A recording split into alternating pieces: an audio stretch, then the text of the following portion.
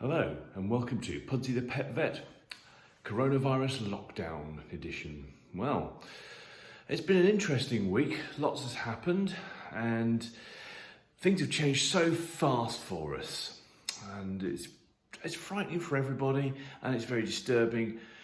We're trying to remain open. We've done various things, so it could barely seem understandable that merely a week ago what we did is arranged our chairs in the waiting room here, as you can see, a bit further apart, and we were still allowing clients into the building, but that's not happening now.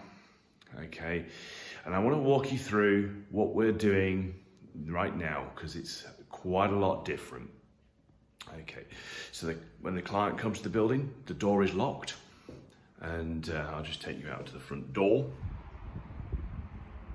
The front door is now locked and the client will call us, or in some cases they will ring our buzzer. We're very fortunate to have a little intercom system as well. Okay, then we come to the door and we come out here.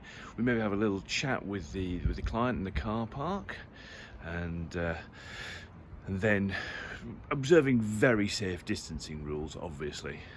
As best we can do. We then take the pet from them and we go back into the building. Okay, so we come back into the building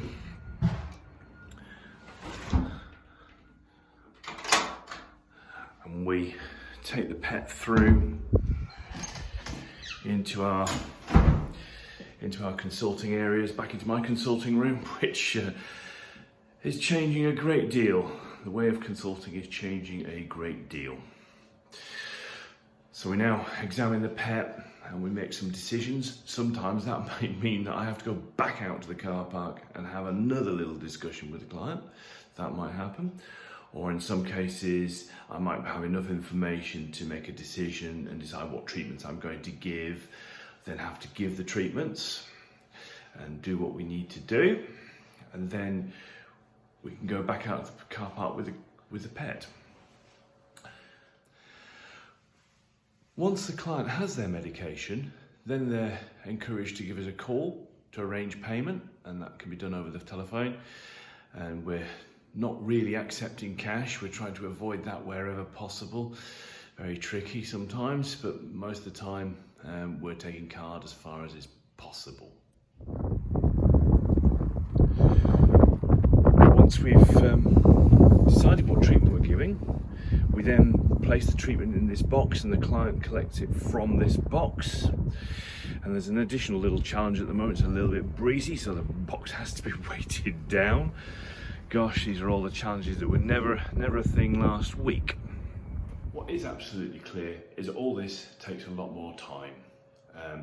And we've started to arrange a way of doing video consultations, and I shall be trialling those with a couple of test clients this morning, I hope, or early this afternoon.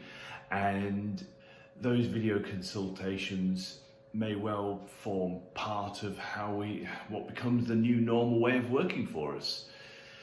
Even those probably will take more time and require more effort. It's a very different way of working. I can't stress it enough. I think at least what we can say is that we're able to offer a continued service for pets that are in need, and that's important. And whilst it's really, really important to make sure that human health comes absolutely as a priority, animal welfare must not be forgotten in these times. And I think it's really important that we make sure that we look after our animals as best we can.